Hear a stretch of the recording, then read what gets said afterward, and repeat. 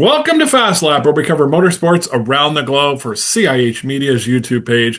I am your host, Doug Peacock. Hey, a couple of things to talk about. We're going to go over the Indy 500 qualifying, which happened yesterday on Sunday, all in one day, believe it or not. And we're going to talk about the MotoGP race in Spain. And wow, what a wild and almost tragic race that was. But we're going to first talk about Indianapolis qualifying for the Indianapolis 500 this weekend on Memorial Day.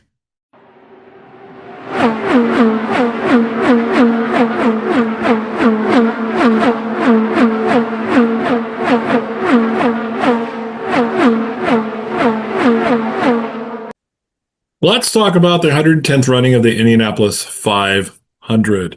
Qualifying was yesterday.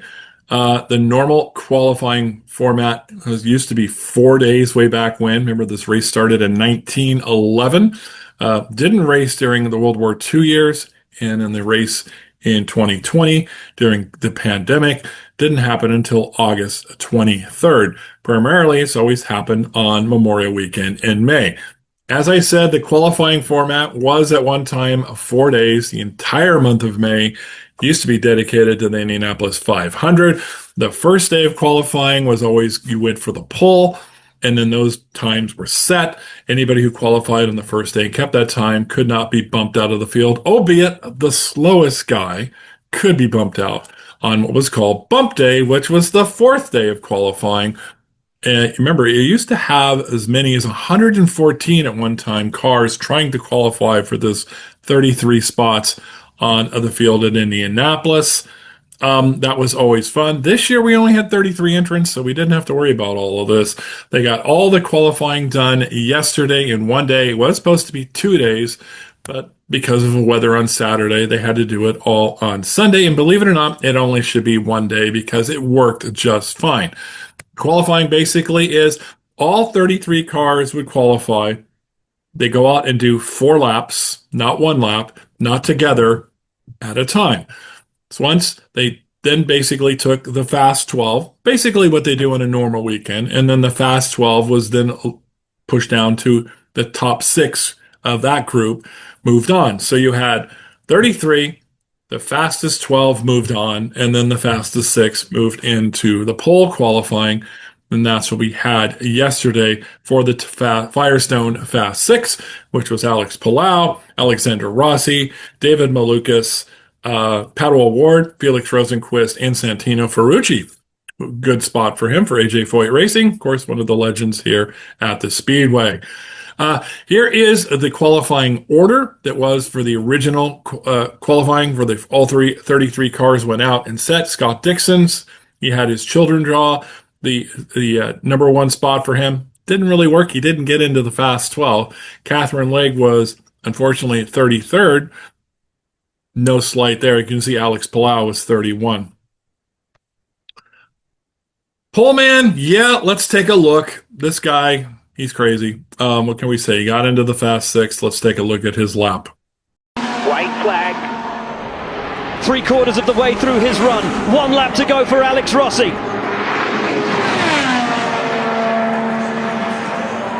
Lap 3 did not register on our timing or the screens we have right now. I James, see what was it? A 231.7, 0.3 of a mile an hour drop off, but still in a good window. The 34-year-old from Nevada City in California. He has never had a pole on an oval. Looking, just dancing the back of that race car off of turn 3. The wind not favorable for that corner. Rossi off 4. Good run. Good run. Checker flag, great shot. And this will be the benchmark. 231.6. It's a 231.9 average. Nice. That is huge. Everybody. That's in the same Great ballpark. work, Jack. Attaboy. One more lap. Coming up next. So Palou has to push it all the way to the line. 231.8.